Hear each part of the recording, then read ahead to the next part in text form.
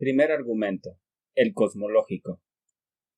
Para exponer este argumento, primero haré una pregunta. ¿Qué fue primero, la gallina o el huevo? Algunos dirán que el huevo, otros dirán la gallina.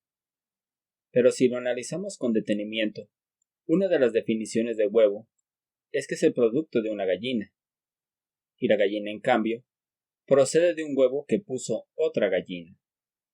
Entonces se llega a la conclusión que primero fue la gallina, porque un huevo es el producto de una gallina, y porque además un huevo requiere de una gallina gestante para existir. Por lo tanto, el huevo es el efecto y la gallina la causa.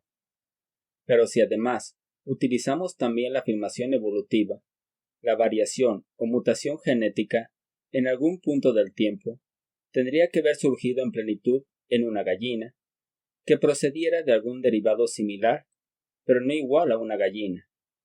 Por lo tanto, la primera causa, en este caso, no es el resultado de otro igual al anterior. Aclaro que la condición evolutiva la aplico a la materia y su orden físico determinado. Nunca la utilizaría para la esencia humana, la capacidad o la libertad humana, pues el evolucionismo tiene un fallo garrafal que no puede explicar la evolución humana en totalidad, pero eso lo expondré en otro video. Este argumento, que no es otro más que un dialelo, es decir, una afirmación que necesita de otra afirmación para poder sostenerse, así hasta el infinito, ha sido muy utilizado como un argumento simple para criticar la idea de Dios como primera causa de todo. Pero, por ejemplo, al pensar en el huevo y la gallina hasta el infinito, el sentido común no lo puede razonar, pues el concepto de la realidad necesita descansar en la estabilidad para poderlo entender. Pues una causa y un efecto que se repite hasta el infinito tiene en sí mismo una causa que lo debe sostener, pues no se puede refutar a Dios con un pensamiento infinito, pues una atribución de Dios es precisamente el infinito. Así pues, la causa y el efecto infinito es en sí mismo la afirmación indirecta que la infinidad existe. Pero para entender más profundamente esto, hay un problema que planteó Aristóteles con la siguiente cuestión, que es muy complicada de definir, por decirlo menos. Él preguntó: ¿qué es el ser? Ahora bien, desde el principio de no contradicción, el ser es lo opuesto a la nada, a lo que nos lleva a la siguiente pregunta: ¿por qué el ser y no la nada? Y ahí está lo interesante del planteamiento, porque a nuestro alrededor está la respuesta, ya que si miramos a nuestro entorno, contemplamos la existencia, es decir, nadie jamás ha captado la nada, porque sería paradójico poder ver la nada. Si la podríamos captar, lo más seguro es que eso que captamos no es la nada, más bien sería algo. Entonces se llega a la conclusión que siempre ha habido algo, porque la realidad se basa en una causa y efecto, y la entropía nos dice que todo efecto no puede volver a sí mismo a su primera causa. Es decir, un vaso de vidrio roto por sí mismo no se puede reparar. Por lo tanto, antes del desorden hubo orden. Así que, si siguiéramos el pasado de las causas y los efectos hasta el principio, nos toparíamos con dos cosas. A medida que volvemos al pasado, las causas tendrían más energía y habría más orden, entre otros aspectos. Pero habría un problema. Nuestro análisis matemático-científico terminaría hasta llegar al inicio del Big Bang. Antes del origen del universo, la ciencia solo puede especular, pues el horizonte nos limita a mirar más allá de eso. Porque hay un problema. Nuestra comprensión racional solo se inscribe en este universo, y por lo tanto es muy limitada. Pues para crear este universo, algunos dirán que es la hiperinflación, o un choque dimensional, o una contracción e inflación universal. Otros, los más absurdos, dirán que de la nada surgió todo. Nadie lo sabe científicamente. Son solo especulaciones. Y afirmar sin comprobar es sinónimo de fe al reafirmar. Santo Tomás de Aquino define magistralmente la idea de la existencia de Dios. argumentando que si una cosa es solo esencia, existe potencialmente, aunque no como una realidad. Partiendo de la base de que Dios creó el mundo a su imagen y semejanza, la esencia de dicho mundo debe haber procedido necesariamente a su propia existencia. Pero como la propia esencia de Dios no puede haber procedido a esa existencia, Santo Tomás concluye que Dios es pura existencia.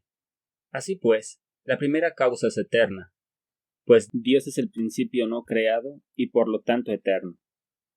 Algunos dirán que esto es un absurdo, pero los planteamientos sin Dios son también absurdos para la lógica.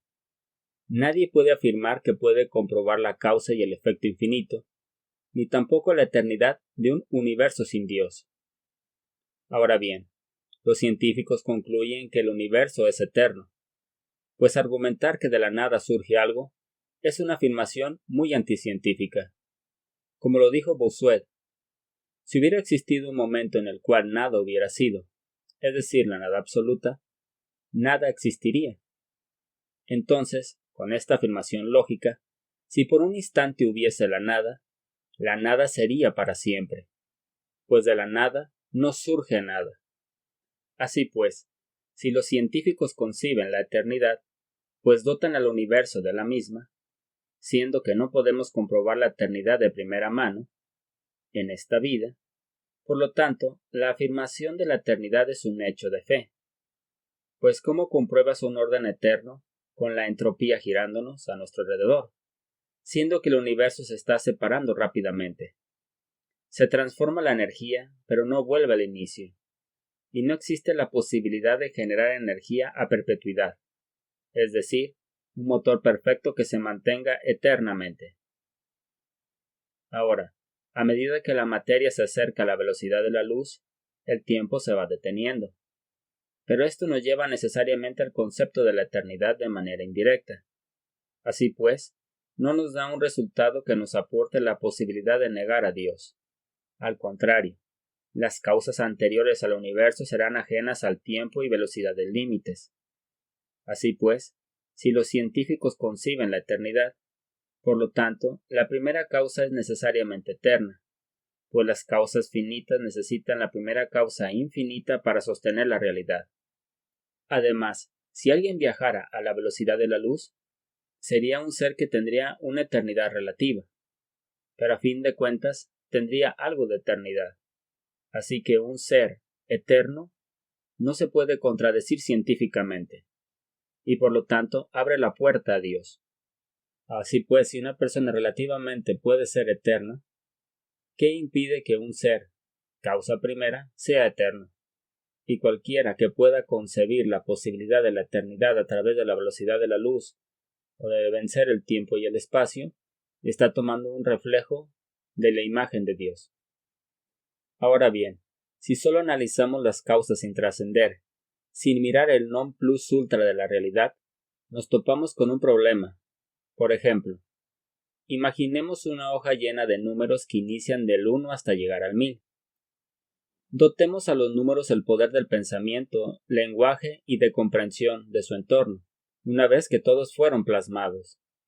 Si ellos quisieran atender la primera causa, llegarían a la conclusión que la primera causa de su existencia sería el número 1, o a lo mucho la pluma que los trazó. Pero habría un error. La primera causa que los plasmó estaría en la voluntad de quien quiso plasmarlos, y sería ajena por completo a su realidad. Así pues, concluir desde lo material, en este caso, desde la simple hoja, y sólo desde la simple hoja, que la primera causa está en sí misma, sería un error, pues las causas materiales nos engañan. El filósofo David Hume pensó atacar la relación causa y efecto con un ejemplo que va contra sus propios principios filosóficos, pues muchos argumentaban en su tiempo que el día era causa de la noche, pero él afirmaba correctamente que la causa real del día y la noche es la rotación de la Tierra. Ahora bien, tomando este argumento de David Hume, que no es otro que un filo de doble hoja, pues el dialélogo de la causa y el efecto infinito sin Dios es un error, pues la primera causa necesariamente será ajena al ciclo que lo formó. Es decir, Una motocicleta no procede de otra motocicleta, pues necesitó de un ser humano que lo haya concebido. Así pues, en la naturaleza, no existe una causa primera que haya procedido de sí misma o de su misma naturaleza. Por ejemplo, un planeta no procedió de otro planeta, pues necesitó el estallido de una estrella que haya creado una nube que lo haya formado. Las primeras estrellas procedieron de la energía del Big Bang. Así pues, un universo precedido de sí mismo es algo absurdo, pues no existe algo que pueda contraer o regresar la entropía que hace esparcir y transformar la energía del universo. Algo creó el universo, pues la causa y el efecto infinito no se puede concebir científicamente. No existe un ejemplo de causa y efecto perfecto e infinito que conserve toda su energía y nunca se detenga. Es decir, no podemos replicar en este universo con nuestras manos el infinito, pues estamos rodeados de una realidad que va a terminar, según nuestra experiencia. Nada dura para siempre. Pero sí hay una realidad más allá, y esta es eterna. Y solo quien es eterno, en este caso Dios, puede dotar de eternidad sus acciones. Muchos afirman como Parménides o Zenón de Lea que con su paradoja de Aquiles o la tortuga, o la paradoja de la flecha inerte hasta llegar a dar en el blanco, o también el panfenomenista David Hume, que no podemos analizar las causas o que el universo no está conectado por causa y efecto. Claro, si fragmentamos la realidad y la sacamos de contexto, se podría erróneamente llegar a la idea que no existe causa y efecto. Pero el sentido común nos dice, tarde que temprano, que Aquiles alcanza la tortuga, o también la flecha sí va a dar en el blanco, y por lo tanto existe el movimiento. La causa y el efecto existen, no son ajenos a nuestra realidad, y si haces algo mal, fuera del orden, paga las consecuencias de tus acciones. La razón humana tiene alas de colibrí, pues solo alcanza a comprender lo que puede comprobar. Las realidades primeras de este mundo no son ajenas. Cualquier afirmación que se haga es un acto de fe. La ciencia no puede refutar la primera causa de Dios, porque si así fuera, ¿en dónde está la comprobación de la no afirmación del postulado? Ahora bien, creer en la nada o en una eternidad ciega es más ilógica que un Dios que crea todo. Los dos argumentos están iguales en cuanto a la razón, pero no en la fe, pues la ciencia no puede ni negar ni reafirmar ninguno de estos aspectos. Solamente hay un detalle: la eternidad ciega o la nada no aporta nada a la vida interior, mientras que Dios dota al alma el amor que tanto requiere para ser feliz. Por lo tanto, la idea de Dios como primera causa es más lógica que su negación. Gracias por tu tiempo. Te invito a suscribirte y a compartir este video a los demás. ¡Ánimo!